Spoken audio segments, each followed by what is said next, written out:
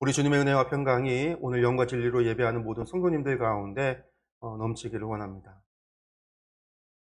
세상을 살아가다 보면 누구나 실수도 하고 실패도 경험합니다.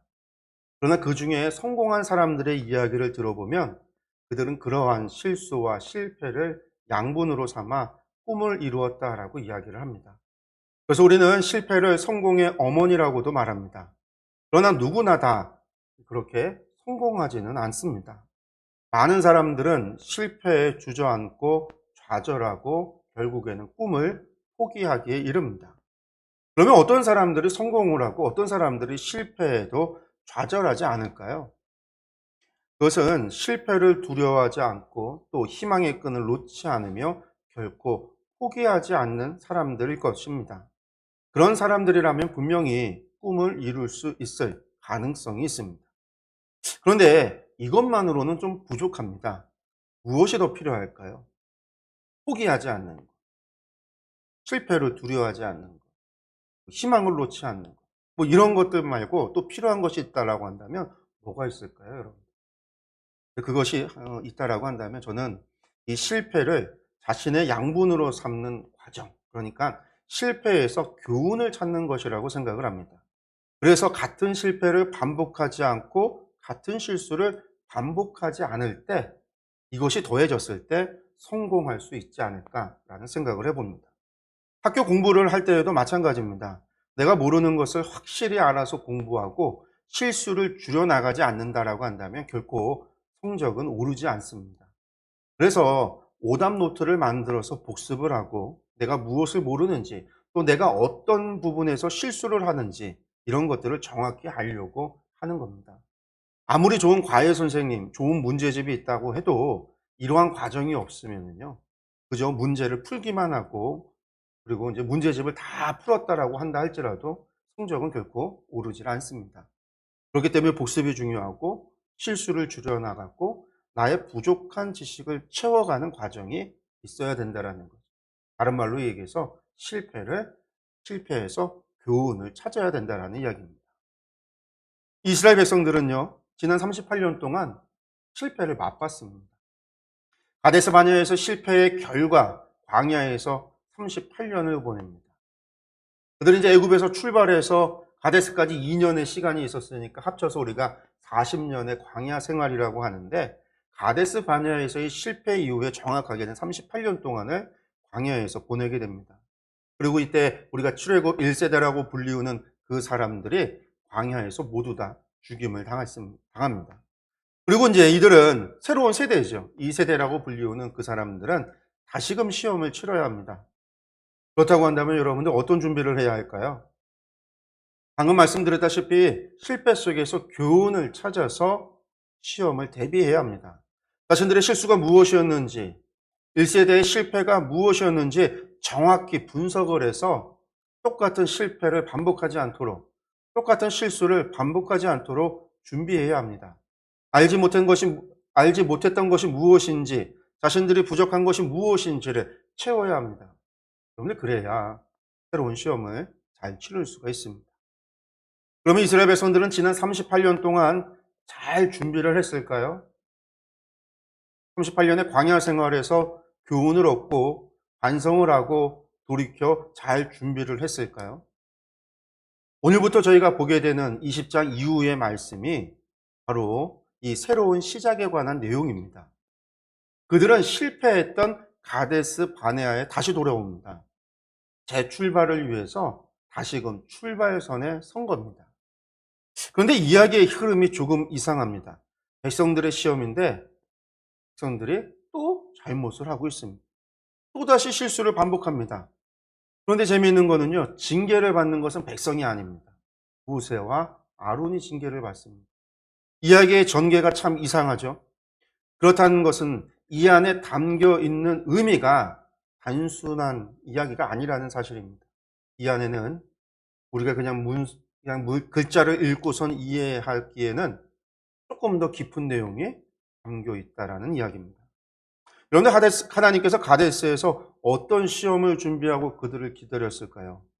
이것이 오늘 우리가 읽는 민수기 20장의 이야기 속에서 발견해야 되는 의미입니다.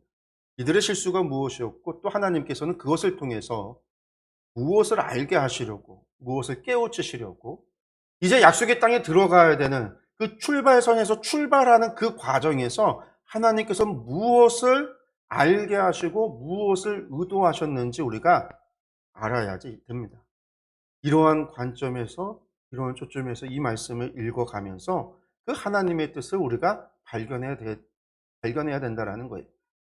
그래야지만 오늘의 말씀을 우리가 정확하게 이해할 수 있고, 우리가 생각하는 것과 다르게 이어지는 이 말씀의, 이 사건의 결과를 받아들일 수가 있는 겁니다.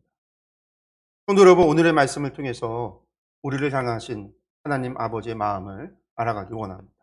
이 백성들을 향해서 하나님께서 계획하셨던 그 일들, 그것이 그때의 광야 세대 사람들에게만 주어졌던 말씀이 아니라 또한 그것은 오늘 우리에게 주신 하나님의 뜻이 있다라는 것을 우리가 기억하면서 오늘의 말씀 속에서 또한 우리도 교훈을 얻기를 원합니다. 또 하나님 나라에 존재하는 영적인 질서를 우리가 온전히 이해하고 그 질서 안에서 우리의 사명을 감당하는 우리 충주토교와 모든 성도들이 되기를 간절히 소망합니다. 우리가 먼저 말씀을 보겠는데요. 1절의 말씀을 보겠습니다. 첫째 달에 이스라엘 자손 곧 온 회중이 신광야에 이르러 백성이 가데스에 이르더니 미리암이 거기서 죽음에 거기에 장사되니라. 첫 달이라는 것은요, 가데스 바네아 정탐 사건으로부터 만 38년의 광야 생활이 마쳐진 후라는 겁니다. 우리가 이제 일반적으로 BC 1406년 1월이라고 이야기합니다. 그러니까 유대력으로 니산월이 되어지는 6월절이 있는 바로 그 1월이라는 뜻입니다. 이때 이스라엘 백성들이 지금 가데스 바네아에 다시 모였습니다. 이스라엘 백성들이 애굽에서 탈출한 지는 40년, 만 40년이 되는 1월입니다. 출애굽했던 1세대들이 죽고 2세대들로 이루어진 새로운 이스라엘 공동체가 다시 가데스 바네아에 재집결한 상황입니다. 이들은 여기서 약 반년 후가 되면 모압 평지에 도달하게 되고 그 길로 그들은 요단강을 건너 꿈에 그렸던 가나안 땅에 입성하게 됩니다. 그런데 성경은 그곳에 도착했을 때, 이 가데스에 도착했을 때 미리암이 죽었다라고 기록합니다. 그런데 미리암은 아론과 모세의 누나입니다. 모세가 나일강에 던져졌을 때 그 갈대 상자에 있는 모세를 보호하고 그 애굽의 공주에게 유모를 소개했던, 자기 어머니를 소개했던 여인이 바로 미리암이었죠. 이스라엘 백성들이 홍해를 건넜을 때는 손에 소고를 들고 여인들과 춤을 추며 하나님을 찬양한 사람이 이 미리암입니다. 또한 미리암은 여자 선지자의 위치에 있었어요. 그러나 그런 선지자였음에도 모세를 비난했고 이에 징계를 받은 사람이기도 합니다. 미리암은 이처럼 이스라엘 백성들이 출애굽을 하는 과정 가운데 하나님께서 이스라엘 백성을 구원하는 그 사건, 출애굽의 사건 가운데 아주 핵심적인 위치에 있었던 여인입니다. 그러나 이 여인도 하나님께서 허락하신 가나안 땅에 들어가지 못하고 이 가데스 바네아에 묻히게 된 겁니다. 그런데 1절 말씀 우리가 자세히 읽어보면은요, 미리암이 죽은 장소에 대해서 뭐라고 성경은 기록하고 있냐면요, 신광야에 가데스에 거기에 이렇게 반복해서 그녀가 묻힌 장소를 지목하고 있습니다. 즉 가나안 땅의 목전인 곳, 약속의 땅에 들어가지 못하고 그 목전에 묻혔다라고 하는 사실을 강조하고 있는 겁니다. 출애굽 1세대가 가나안 땅에 들어가지 못한 이유는 가나안 정탐팀의 이야기를 듣고 실망하고 좌절하여 하나님을 원망하고 애굽으로 돌아가자라고 했었던 죄 때문입니다. 하나님을 불신하고 하나님과의 약속을 어기고 하나님을 원망한 죄, 세상을 향하여 세상 것을 의지하여 과거로 돌아가자라고 했었던 바로 그 죄 때문입니다. 그 죄 때문에 그들은 가나안에 못 들어가고 죽을 수밖에 없었습니다. 성경은 지금 미리암의 죽음을 통해서 이것을 다시 강조하고 있습니다. 그런데 미리암은 누구라고 그랬어요? 여자 선지자라고 그랬어요. 그런데 가데스 바네아 사건에서 여자 선지자 이 미리암의 목소리는 우리가 아무도 듣지 못했습니다. 그들이 그렇게 불평하고 불만하고 애굽으로 돌아가자라고 백성들을 선동할 때에 오직 여호수아와 갈렙만이 아니다라고 이야기했고 모세와 아론만이 아니다라고 이야기했으며 하나님 앞에 기도한 사람은 모세밖에 없었어요. 선지자였던 미리암은 성경에 어떠한 행동도 하고 있지 않다. 기록하고 있지 않습니다. 어쩌면 이 미리암이라고 하는 여인이 선지자였음에도 불구하고 그때의 침묵이, 이 미리암을 통해서 1세대의 죽음을 하나님께서 이 성경을 통해서 이 1세대가 끝났음을 보여주고 있다라고 우리는 이해할 수 있습니다. 여러분들, 이 말씀을 우리에게 주는 교훈은 무엇이겠습니까? 하나님께서 주신 언약의 말씀을 받들기 위해서는요, 하나님을 불신하고 하나님과의 약속을 어기고 하나님을 원망하는 마음, 여러분들 이것들을 전부 다 땅에 묻어야 됩니다. 새 출발을 해야 되는 상황 속에서는요, 과거의 그 모든 죄와 하나님을 향한 불신, 이것을 버려야지만 하나님 나라에 참여할 수 있다는 것, 이것이 우리에게 주는 영적인 교훈이기도 합니다. 또한 세상을 향한 우리의 욕심, 세상의 것을 의지하는 우리의 마음, 세상으로 되돌아가고자 하는 그러한 죄, 이 모든 것도 땅에 묻듯이 버려야만 하나님께서 주시는 복을 누릴 수 있다는 이야기이기도 합니다. 성도 여러분, 하나님을 섬기고 하나님을 믿기 위해서는요, 결단이 필요합니다. 세상과 더불어 하나님을 함께 섬길 수는 없습니다. 큰 길을 바라보면서 좁은 길을 갈 수는 없습니다. 영광의 잔을 들고는 십자가를 짊어질 수도 없습니다. 하나님을 믿고 하나님의 백성이 되기 위해서는 옛사람은 죽고 새사람으로 살아가야 합니다. 그리스도와 한 공동체가 되어야 합니다. 그래서 그리스도와 함께 죽고 그리스도와 함께 살아야 하는 것이 성도입니다. 성도 여러분, 여러분의 마음을 다잡으시기 바랍니다. 하나님 앞에 삶의 결단을 하시기 바랍니다. 나는 그리스도와 함께 죽고 그리스도와 함께 사는 운명 공동체가 되기로 다짐하시기 바랍니다. 그것이 아니라면 하나님의 백성이 될 수 없습니다. 또한 하나님의 나라에도 참여할 수 없음을 기억하시기 바랍니다. 미리암으로 상징하는 출애굽 1세대가 모두 죽었습니다. 그렇게 땅에 묻고 새로운 세대, 약속의 땅에 들어가야 하는 새 세대의 이야기가 시작이 됩니다. 그런데 그들의 모습이 전 세대와 다르지가 않습니다. 지난 38년의 세월에서 그들은 그 어떤 교훈도 얻지 못한 것만 같습니다. 2절에서 5절의 말씀을 보겠습니다. 회중이 물이 없으므로 모세와 아론에게로 모여드니라. 백성이 모세와 다투러 말하여 이르되 우리 형제들이 여호와 앞에서 죽을 때에 우리도 죽었더라면 좋을 뻔하여도다. 너희가 어찌하여 여호와의 회중을 이 광야로 인도하여 우리와 우리 짐승이 다 여기서 죽게 하느냐? 너희가 어찌하여 우리를 애굽에서 나오게 하여 이 나쁜 곳으로 인도하였느냐? 이곳에는 파종할 곳이 없고 무화과도 없고 포도도 없고 석류도 없고 마실 물도 없도다. 여러분들 1절 가데스에 다시 도착을 했고 그곳에서 1세대의 대표를 할 수 있는 미리암을 묻었습니다. 40년 광야 생활을 마무리할 때가 된 겁니다. 무엇인가 달라진 이스라엘 백성의 모습이 있어야만 합니다. 그런데 역시나입니다. 가데스에 도착했을 때 그곳에서 문제가 발생을 했습니다. 그 땅에 물이 없습니다. 여러분들, 이 가데스 바네아라고 하는 이 말의 의미가 무엇이냐면요, 거룩한 샘이라는 뜻입니다. 거룩한 샘. 이곳은요, 오아시스 지역으로 4개의 샘물이 있어 물이 마르지 않는 곳입니다. 200만 명이 충분히 사용할 수 있는 물이 있었던 곳이고요. 지난 38년 전에도 이곳에 진영에 치고 이곳에 머물렀었습니다. 그런데 이스라엘 백성들이 다시 돌아왔더니 그곳에 물이 없다라는 겁니다. 그러면 물이 없음을 알게 되자 백성들이 모세와 아론에게 달려옵니다. 그리고는 또 날카로운 원망을 합니다. 먼저 하나님 앞에 죄를 지어 죽은 사람들처럼 자신들도 죽었으면 좋았을 뻔했다, 이렇게 이야기합니다. 이스라엘 백성들을 다 이 광야로 인도해서 사람과 짐승을 전부 죽이려 하느냐, 이렇게 따집니다. 더 나아가 애굽에서 나오게 해서 이 악한 곳으로 인도했느냐라고 합니다. 농사 지을 것도 무화과도 포도도 석류도 물도 없다라고 말하며 모세와 아론을 지적합니다. 그런데 이들은 모세와 아론에게 원망하면서 자신들을 이 광야로 인도했냐고 따지고 있습니다. 그런데 그러면 그들은 전에는 좋은 땅에 살았습니까? 아닙니다. 그들 전에 광야에서 살았습니다. 지금 38년을.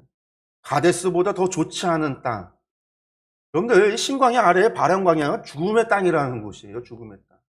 오아시스조차 없는 땅. 여러분들 더 좋지 않은 땅, 죽음의 땅에서 38년 동안이나 살았어요. 그런데 그들의 38년 동안이나 그 죽음의 땅에서 살아갈 수 있었던 이유가 무엇입니까? 그들이 수맥을 잘 찾았어요. 그들이 그곳에서 무슨 약탈을 잘해서 사냥을 잘해서요. 아니요, 그 죽음의 땅은 사냥할 거리도 없어요. 그들이 38년 동안 살 수 있었던 이유는 하나님의 은혜였습니다. 하나님께서 그들에게 물과 만나를 내려주셨기 때문입니다. 죽음의 땅에서 그들이 살 수 있었던 이유는 하나님께서 구름기둥과 불기둥으로 그들을 보호하여 주셨기 때문입니다. 그들을 그 땅에서 인도하셨기 때문입니다. 하나님께서 그들에게 물과 만나를 주셨기 때문입니다. 그 은혜로 살았던 사람들이 지금 모세와 아론에게 이 광야로 우리를 인도하여 다 죽게 하느냐 따지고 있습니다. 그럼 지금 여기 도착했을 때 하나님의 만나가 그쳤습니까? 아닙니다. 만나가 그치는 거는요, 요단강 건너가면서 그치는 거예요. 구름기둥과 불기둥이 사라졌습니까? 아닙니다. 요단강 건너가면서 구름기둥과 불기둥도 사라지는 거예요. 그런데 이들은 모세와 아론에게 이 광야로 우리를 인도해내서 우리를 죽게 하느냐 따지고 있습니다. 여러분, 이스라엘 백성들의 말대로 지금 그들의 생활하는 데 있어서 물이 없다라고 하는 것은 정말 큰 위기가 맞습니다. 사람이든 짐승이든 물이 없으면 살 수가 없습니다. 그런데 그들이 알았어야 할 일은요, 이 상황을 하나님께서도 잘 알고 계시다라는 거예요. 하나님께서 그들과 늘 함께하고 계시며 그들보다 늘 먼저 그들이 머물 곳에 가 계신 하나님이십니다. 또한 무엇이든 하실 수 있는 전능하신 하나님이심을 그들은 누구보다 잘 알고 있습니다. 왜? 38년 동안 경험했으니까요. 여러분들 그렇다고 한다면 그들은 상황이 힘들어도 어려워도 하나님께서 자신들이 생각하는 것과 다른 계획이 있으시구나라고 하는 기대하는 마음, 그것을 가지고 인내하고 참아야 합니다. 만약 마음의 걱정이 너무 크고 상황이 해결될 기미가 안 보이고 답답하고 속상하다면 모세와 아론에게 가서 물어보고 해결 방안을 여쭈어보아야 할 상황입니다. 하나님께 좀 기도해보고 여쭈어보라고 요청해야 될 상황입니다. 하나님께서 그들에게 극한 상황을, 물을 주지 않는 상황을 만들어주신 이유가 무엇인지를 고민해야 되는 겁니다. 이 우리의 믿음을 달아보려고 하시는 것인가? 고민해야 하고 그들의 믿음을 하나님 앞에 보여드려야 되는 상황인 것이죠. 그렇습니다. 지금 그들이 해야 할 일은 하나님께 기도하는 일이었습니다. 하나님, 우리가 지금 큰 어려움을 당하고 있습니다. 하나님, 우리가 지금 물이 없습니다. 하나님을 신뢰할 수 있게 해주십시오. 무슨 일이 있을지라도 하나님께서 신실하시며 저희를 사랑하심을 믿습니다. 어떤 어려움이 올지라도 이보다 더 극한 상황이 올지라도 저와 저희의 백성들은 오직 하나님만 신뢰합니다. 여러분들 이런 기도가 필요했습니다. 성도 여러분, 고난이 오면 원망을 할 때가 아니라 하나님께 우리의 믿음을 고백할 때임을 기억하시기 바랍니다. 어떠한 어려움, 여러분들 그보다 더한 고난이 온다 할지라도 나와 내 집은 오직 하나님만 의지하고 살겠다라고 하는 의지의 표명과 믿음의 고백이 필요합니다. 그러한 결단과 결심이 우리에게 있어야 합니다. 성도 여러분, 이러한 믿음이 우리에게 있기를 소원합니다. 어떤 상황 속에서도 하나님의 백성으로 살겠다는 결단과 하나님을 신뢰하겠다라는 결심이 저와 여러분들에게 있기를 간절히 축원합니다. 여러분들, 그런데 이 상황을 지켜보는 모세와 아론의 입장에서 한번 생각해 보세요. 여러분들, 모세와 아론의 입장에서 생각한다면요, 정말 지금 기가 막힌 상황입니다. 38년을 하나님이 주시는 물과 만나로 살아놓고 늘 물 없는 곳을 다녔어요. 38년을. 물 없는 곳 광야만 다녔어요. 그때마다 하나님께서 물을 주시고. 지금 물이 없는 땅에 왔다는 게 새로운 게 아니에요. 그런데 이 난리를 치는 백성들, 정말 기가 막힌 일이죠. 우리 6절에서 8절의 말씀을 보겠습니다. 모세와 아론이 회중 앞을 떠나 회막문에 이르러 엎드림에 여호와의 영광이 그들에게 나타나며 여호와께서 모세에게 말씀하여 이르시되 지팡이를 가지고 내 형 아론과 함께 회중을 모으고 그들의 목전에서 너희는 반석에게 명령하여 물을 내라 하라. 내가 그 반석에 물을 내게 하여 회중과 그들의 짐승에게 마시게 할지니라. 모세와 아론은요, 난리를 치는 이스라엘 백성들을 떠나서 회막문 앞에 엎드립니다. 여기까지는 잘하고 있어요. 모세와 아론은 이 모든 일이 하나님의 뜻 가운데서 이루어지는 걸 알고 있고, 또 이 문제를 해결하실 분은 오직 여호와 하나님밖에는 없다라는 사실도 알고 있기 때문에 이렇게 행동하고 있는 것이죠. 그러면 세상과 타협할 수도 없고 세상의 어떤 방법으로도 불가능할 때, 여러분들 이때가 기도해야 되는 때입니다. 하나님에 엎드려야 하고요. 사방으로 우겨쌈을 당할지라도 하나님께서는 길을 주실 수 있다라고 하는 고백과 믿음이 있다라고 한다면 여러분들 하나님 앞에 엎드리시기 바랍니다. 맞아요. 모세와 아론은 그런 믿음이 있었기 때문에 회막문 앞으로 나아가서 하나님께 엎드려 하나님을 찾았습니다. 그러자 하나님의 영광이 나타나십니다. 그리고 하나님께서 모세에게 말씀하시죠. 지팡이를 가지고 아론과 함께 이스라엘 회중을 모으고 그들의 눈앞에서 물을 내라. 이렇게 반석에게 명하라고 하십니다. 그 반석에서 나온 물이 그 나온 물로 백성들과 짐승들이 마시게 될 것이다. 이렇게 말씀하셨습니다. 여러분, 하나님께서 그냥 물을 주실 수 있을까요? 없을까요? 하나님께서는요, 그냥 물을 주실 수도 있으세요. 그런데 이렇게 일일이 하나하나 지시하는 것은요, 그 행동들 하나하나 의미가 있다라는 것입니다. 그리고 그것을 통해서 나타내고자 하시는 바가 있다라는 거죠. 그리고 그것이 오늘 가데스에 물을 얻게 하신 하나님의 계획의 의도입니다. 그러면 그것이 무엇일까? 하나님께서 명하시는 것 하나하나를 우리가 좀 생각해 본다면, 먼저 하나님께서는요, 지팡이를 잡으라고 하시고 계세요. 먼저 이 지팡이는요, 지휘관의 능력을 상징하는 물건입니다. 당시에는 이제 목자가 들고 다니는 지팡이. 근데 이게 왕의 귀와 같은 지도자의 상징이었어요. 족장 시대 때, 출애굽 시대 때 계속해서. 특별히 또 하나님께서는요, 모세에게 지팡이라고 잡으라고 하는데 그 지팡이는 아마 모세가 들고 있는 지팡이가 아니었을 거라고 추정이 됩니다. 회막에서 하나님께서 잡으라고 특별하게 지시하는 지팡이는 어쩌면 아론의 지팡이일 가능성이 높죠. 왜냐하면 아론의 지팡이는요, 고라당이 반역했을 때 하나님께서 택하신 지팡이, 아론을 지도자로 세우시겠다라고 해서 하나님께서 손수 택하셨던 지팡이예요. 그래서 지성소에 두었던 12족장의 지팡이 가운데 아론의 지팡이만, 그 죽어 말랐던 그 지팡이에 우미 돋고 싹이 난 사건을 통해서 하나님께서 이스라엘을 지휘하는 권한을 누구에게 주셨다? 아론에게 주셨다라는 것을 알려주셨잖아요. 그렇게 지금 아론의 지팡이는요, 권위의 지팡이, 지도자의 지팡이예요.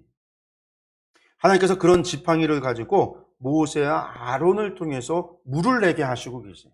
하나님께서 직접 하셔도 되는데 하나님께서 지금 모세와 아론을 지도자로 세워서 하나님께서 모세와 아론을 통해서 일하신다라는 것을 보여주고 계세요. 우리는 이것을 무엇이라고 얘기하냐면 흔히 하나님 나라의 영적 질서라고 그러죠. 하나님께서 하나님이 세운 지도자를 통해서 하나님의 백성을 다스리는 것. 하나님께서는 모세와 아론을 통해서 그 백성을 이끄시기를 원하셨고 백성들의 모든 문제가 모세와 아론을 통해서 하나님께 보고되고 하나님께서 모세와 아론을 통해서 이스라엘 민족을 인도하고 계시다라는 것, 다스리고 계시다라는 것, 여러분들 이것들을 백성들에게 알려주고 이것을 보여주기 위해서 이러한 명령을 내리고 계시는 겁니다. 그런데 백성들은 모세와 아론을 지도자로 인정을 했는가? 근데 여기에 우리가 퀘션 마크가 다는 거죠. 왜 그렇습니까? 그런데 그들은 물이 없어서 모세와 아론과 다투었고 그들을 원망했습니다.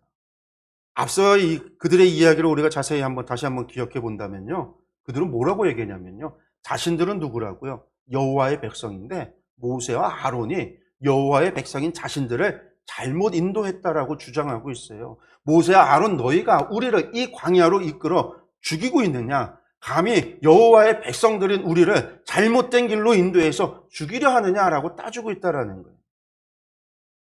이들은 지금 모세와 아론을 원망하면서 그들이 잘못하고 있다라고 이야기한 겁니다. 그러나 모세와 아론은요, 스스로 무엇을 하지 않았습니다. 하나님의 말씀을 듣고 순종했었던 이들이 이스라엘을 하나님께서 구름 기둥과 불 기둥으로 인도했지 모세와 아론이 의미대로 백성을 인도한 것이 아니라는 겁니다. 그럼에도 그들은 그렇게 지도자를 원망하고 지도자와 다투고 있습니다. 여러분, 이러한 모세와 아론을 향한 불신은요, 광야 시대 38년 동안 지속됐어요. 고라당의 반란 사건, 여러분들 그때에도 그들이 그렇게 주장했어요. 모세와 아론, 너희가 우리도 여호와와 함께 하고 있는데, 우리도 여호와의 백성인데 너희가 우리를 광야로 이끌고 다 죽이느냐. 여러분들, 이게 고라당의 반란이었어요. 이스라엘 백성들이 반란이었어요. 여러분들, 그들의 그러한 생각을 아시는 하나님께서는 이 가데스를 통해서 모세와 아론을 통하여 이스라엘을 인도하고 계심을 보여주고자 하신 겁니다. 물론 이것은 모세와 아론만이 아니에요. 이후에 하나님의 나라, 약속의 땅에 들어가서 모세 이후에 세워지는 지도자들, 사사들, 선지자들, 하나님께서 세우시는 지도자, 사사, 선지자 할 것 없은 그 사람들이 하나님이 세운 사람들에게 그들의 인도와 그들의 다스림과 그들의 메시지를 믿고 순종하고 따라야 된다는 것을 알게 하려고 하신 겁니다. 물을 주지 않은 것도 그래서 그냥 반석에서 또 물을 내실 수도 있으시지만 모세와 아론을 통해서 굳이 물을 주시고자 하시는 것, 여러분들, 그것은 하나님께서 당신이 세우신 사람을 통해서, 지도자를 통해서 일하신다라는 사실을 알려주신 겁니다. 그렇습니다. 우리도 살아가다 보면은요, 누군가를 원망할 때 있습니다. 하나님께서 우리 인생을 인도하신다라고 이야기하고 사람의 생사화복을 하나님께서 주관하신다라고 고백하면서도 무엇인가 어려움과 고난이 오면 그것의 원인을 사람에게 찾고 사람에게 묻는 경우가 분명히 있습니다. 우리의 신앙의 고백과는 정반대의 삶을 살아가는 거죠. 지금 이스라엘 백성들이 그렇잖아요. 자신들을 여호와의 백성이다라고 하면서 여호와께서 세우신 사람을 믿지 않고 따르지 않는 것, 모순된 거 아닌가요? 근데 우리도 그렇게 살아가고 있다는 거예요. 신앙의 고백과는 정반대의 삶을 살아가고 있다는 거예요. 그리고 그것이 결국 그러한 고백이 그저 입술의 고백이고 진실로 하나님의 인도하심과 하나님의 주관하심을 믿지 못하기 때문에 일어난다는 사실을 우리는 망각하고 살아가요. 그게 불신이라는 걸 모르고 나는 믿음이 있고 나는 괜찮다라고 하면서도 사람을 원망하고 하나님의 인도하심을 부정하는, 실제로는 부정하고 있는 그런 경우가 많다라는 거예요. 성도 여러분, 정말 하나님의 인도하심을 믿으십니까? 정말 하나님께서 우리의 생사화복을 주관하심을 믿으십니까? 정말입니까? 그러면 여러분들의 행동을 분명하시기 바랍니다. 믿음 없는 자의 삶을 살지 마시기 바랍니다. 믿음 없는 자들과 같이 기도하고 믿음 없는 자들과 같이 똑같이 행동하지 마시기 바랍니다. 말과 입술이 아닌 여러분의 믿음을 여러분의 삶과 행동으로 증명하시기 바랍니다. 여러분들, 모세와 아론이 지금까지 참 잘해왔습니다. 어떤 어려움과 역경이 와도 참 잘 참고 잘해왔습니다. 그런데 여기서 그만 실수를 합니다. 지금 모세의 나이가 120세입니다. 그리고 이스라엘 백성들 가운데 가장 나이 많은 사람이라고 한다면요, 바로 38년 전에 19세였던 사람입니다. 20세 이상은 다 죽었으니까 19세였던 사람들이 나이 제일 많은 사람이에요. 그러니까 지금으로 치면 나이가, 모세 나이 120세 때 이스라엘 백성들의 나이 제일 연장자가 57세 정도 된 사람들이 가장 연장자였던 겁니다. 자신의 인생의 절반도 채 살지 못했던 이들이 자신을 향하여 원망하고 다투고 심한 말을 했던 그 상황, 여러분들, 거기다 그 엄청난 죄를 저질렀던 가데스에 도착해서 또다시 반복하는 이 상황, 여러분들, 모세가 이 상황에서 실망하고 또 화가 났던 것 같습니다. 9절에서 11절의 말씀을 보겠습니다. 모세가 그 명령대로 여호와 앞에서 지팡이를 잡으니라. 모세와 아론이 회중을 그 반석 앞에 모으고 모세가 그들에게 이르되, 반역한 너희여 들으라. 우리가 너희를 위하여 이 반석에서 물을 내랴 하고, 모세가 그의 손을 들어 그의 지팡이로 반석을 2번 치니 물이 많이 솟아나오므로 회중과 그들의 짐승이 마시니라. 모세가 하나님의 명령대로 지팡이를 잡았습니다. 하나님께서 지휘권을 모세에게 부여하셨다라는 의미입니다. 모세와 아론이 그리고 회중들의 이스라엘 회중들을 여호와께서 명하신 반석 앞으로 다 모읍니다. 그리고 그들을 향해서 말합니다. 이 반역한 이스라엘 백성들아, 우리가 너희를 위하여 이 반석에서 물을 내냐? 이렇게 하면서 그 손을 들어 지팡이로 반석을 2번 탁 치니 물이 솟아 회중과 짐승들이 마시게 됩니다. 그런데 200만 명이나 되는 사람들이 마실 수 있는, 또 그들이 소유한 짐승들이 마실 수 있는 물이라고 한다면 엄청난 양의 물이 반석에서 솟아나왔겠죠. 그렇게 일이 해결이 된 것 같습니다. 보통 우리가 이제 상식적으로 뒤에 앞에 있었던 일들과 기억한다면 이 물이 마시기도 전에 하나님께서 백성들을 치사 막 역병이 돌거나 그래야지 정상 아닐까요? 메추라기를 먹을 때 그냥 이빨 사이에 고기가 아직 끼었을 때 하나님께서 그들을 치셔서 그랬던 것처럼. 근데 이야기는 그렇게 전개가 안 되죠. 그냥 문제가 다 해결된 것만 이렇게 잘 먹고 있습니다. 그런데 다른 쪽에서 문제가 발생을 했어요. 그건 뭐냐면 모세와 아론에게서 문제가 발생했다는 거예요. 여러분, 모세는 하나님께서 주시는 명령을 대행하는 사람입니다. 자신의 의지로 행해야 되는 것이 아니라 하나님께서 명하신 대로 그 말씀대로 그대로 순종해야 되는 사람이 하나님께서 세우신 사람들이에요. 그렇지 않다면 사람 백성들이 그 지도자를 어떻게 믿을 수 있겠어요? 어떻게 신뢰할 수 있겠어요? 하나님 말씀대로 100% 순종하지 않고 지 맘대로 지 의지대로 한다면 그 지도자를 어떻게 의지할 수 있겠어요? 하나님의 주신 말씀 그대로 전하는 선지자여야지, 선지자가 지 맘대로 말씀을 변조하고 바꿔서 이야기와 전달한다면 누가 그 선지자의 말을 듣겠습니까? 그런데 모세는요, 하나님의 말씀을 100% 온전히 순종해야 되는 지도자라는 거예요. 그런데 지금 문제가 발생을 한 거죠. 백성들이 모세와 아론, 즉 지도자가 하나님의 뜻대로 수행하고 있지 않다. 너희들이 지금 임의대로 우리를 인도했다. 우리는 너희를 믿을 수 없다. 우리는 너희를 불신한다. 지금 이러한 문제가 발생을 해서 가데스의 물사건이 전개가 되고 있는데 모세와 아론이 하나님의 뜻대로 행하고 있지 않았다라는 거예요.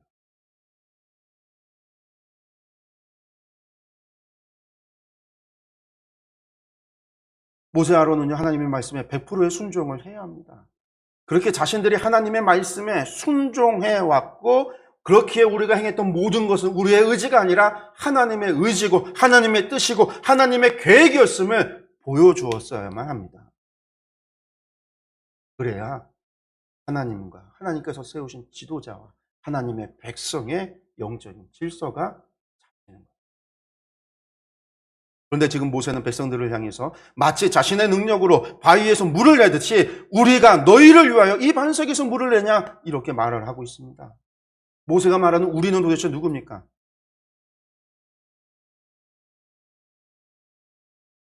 모세와 아론이라고 한다면 이것은 거짓인 거죠. 아니면 하나님과 모세, 아론이라고 이야기한다면 자신을 하나님과 동등되게 여기는 것이죠. 여러분들, 이것은 하나님께서 원하는 것이 아니었어요. 백성들은 몰라요. 하나님께서 모세에게 뭐라고 말씀했는지. 그렇지만 하나님은 아시고 계시죠. 하나님께서는 사람을 통해서 일하십니다. 그런데 하나님께서 세운 사람을 백성들이 믿지 못한다면 어떻게 될까요? 그런데 그 나라는요, 하나님의 나라는 질서가 붕괴될 수밖에 없어요. 하나님께서 세운 지도자들을 백성들이 믿지 못한다면, 하나님께서 세운 사사를 백성들이 믿지 못한다고 한다면, 하나님께서 세운 선지자를 백성들이 믿지 못한다라고 한다면 이스라엘이, 하나님의 백성이 어떻게 하나님의 뜻대로 살아갈 수 있겠습니까? 맞아요. 열왕기상하를 보면 이스라엘이 멸망할 때, 유다가 멸망할 때 결국은 백성들이 선지자의 말을 믿지 못해요. 하나님께서 보내신 선지자가 거짓 선지자라고 도리어 그 선지자들을 돌로 쳐서 죽이고 톱으로 켜서 죽이고 마른 우물에 빠뜨려 죽이고. 여러분들, 하나님의 선지자를 믿지 못하면 망하는 거예요. 하나님께서는 지금 가데스에서 이것을 알려주기를 원하셨습니다. 가나안 땅에 들어가 살 때에 하나님께서 세운 권위를 따르고 하나님께서 세운 사람의 이야기를 들으며 하나님의 말씀에 순종하며 살아가기를 원하신 겁니다. 그런데 모세가 하나님의 뜻을 망치고 있습니다. 모세의 입장에선 너무도 가슴이 아프고 답답했을 겁니다. 40년 광야생에 그 고난을 당했을지라도 변함없는 이스라엘 백성들을 보고 고작 이것밖에 할 수 없는가 하는 생각이 들었을 수도 있어요.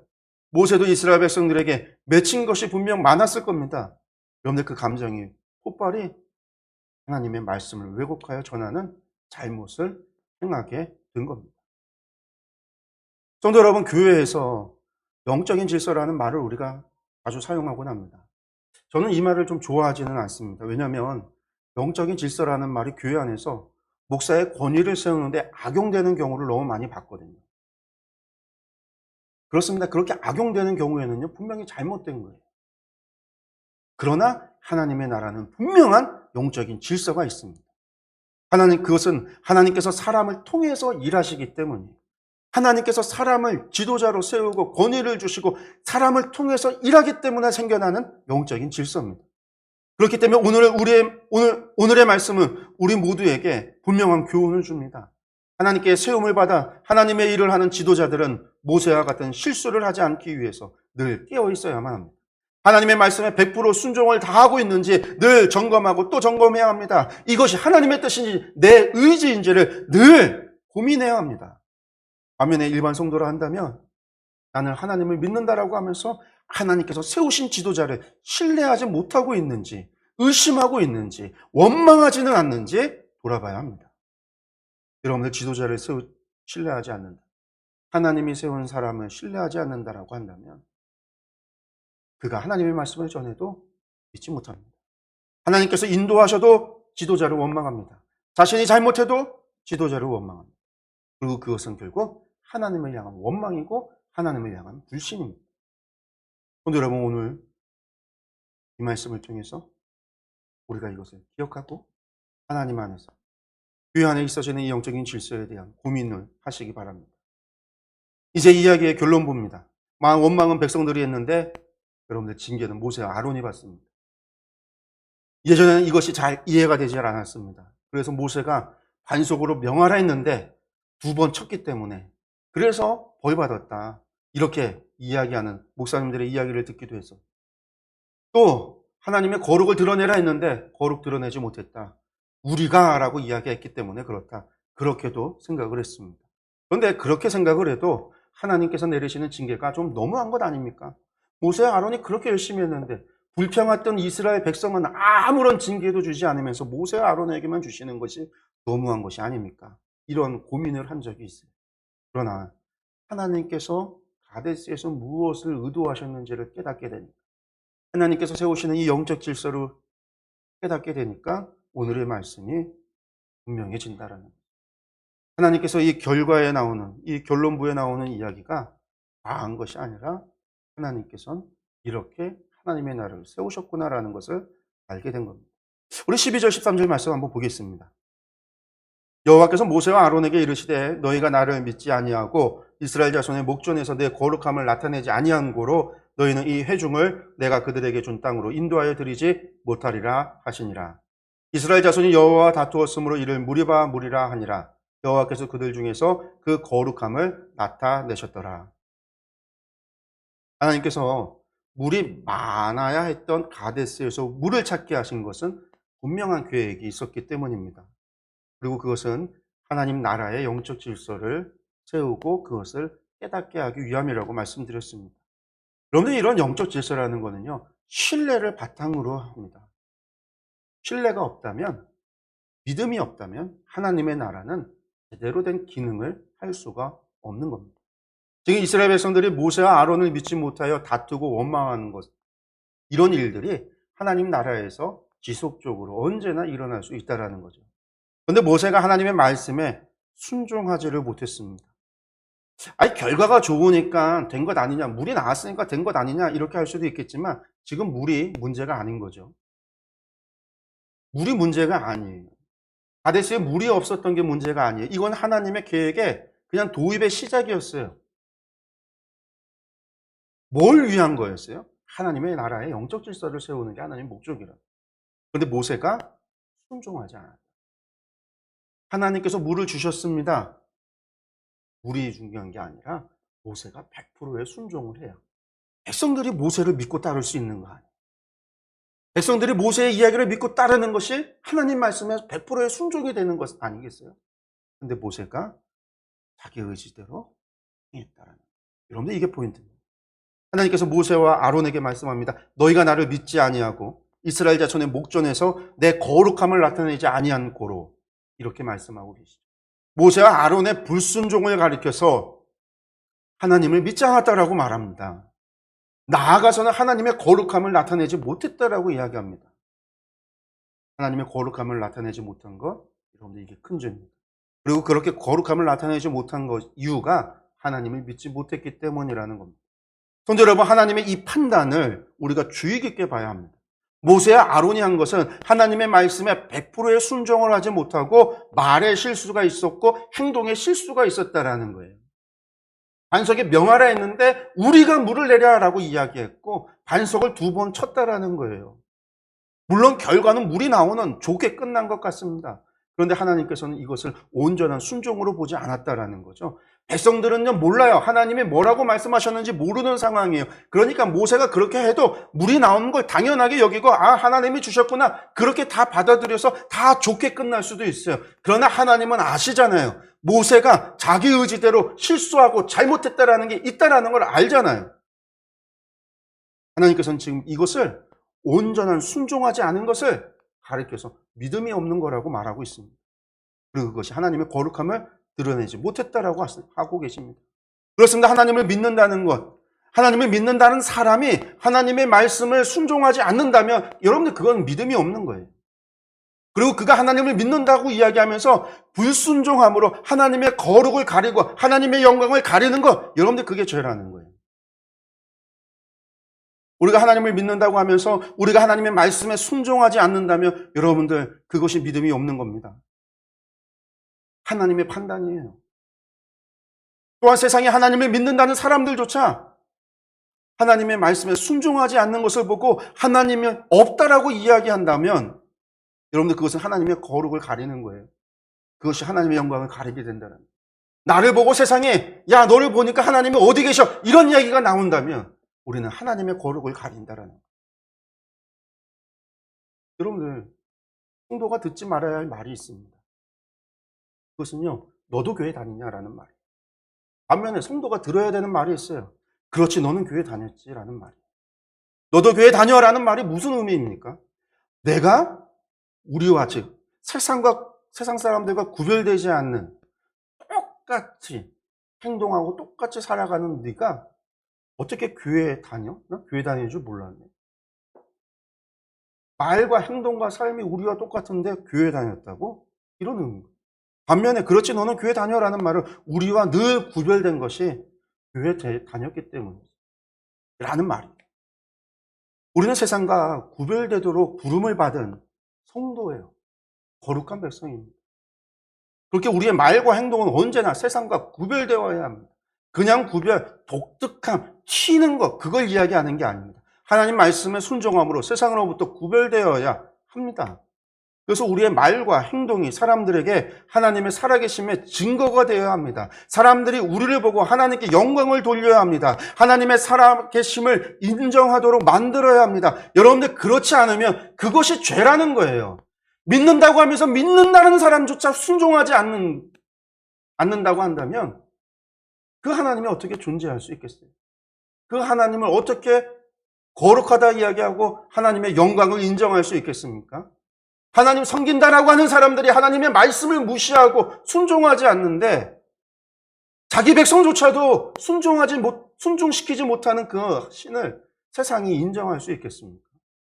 아니요. 성경은 그것을 죄라고 여기는 하나님의 거룩을 가렸다라는 것.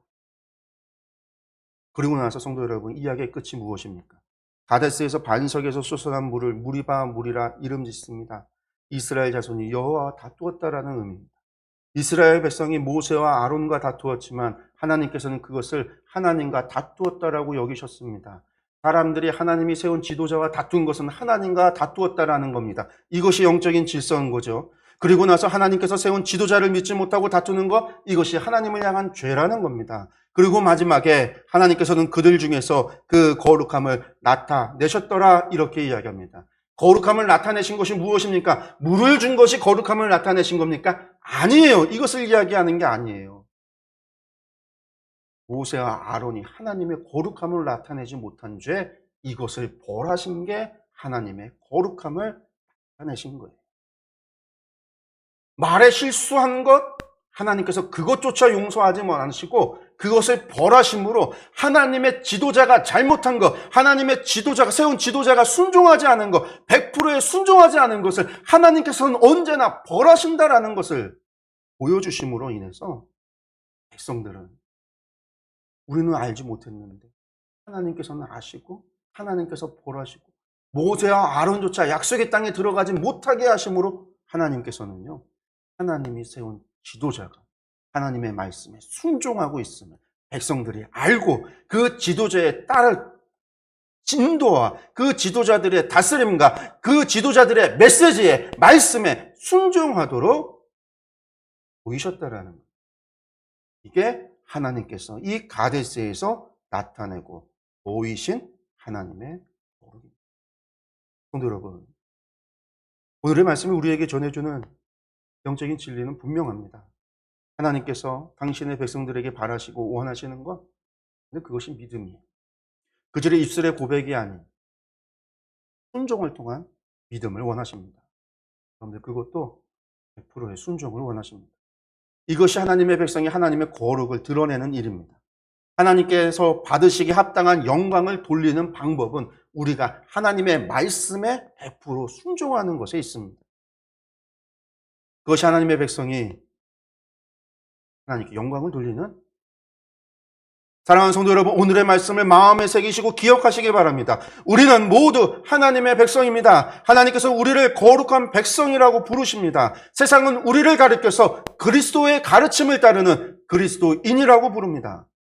여러분들 그 불리워지는 호칭에 걸맞는 삶을 살아가시기 바랍니다. 우리의 말과 행동이 하나님의 영광이 되고 하나님의 거룩을 나타낼 수 있기를 간절히 축원합니다.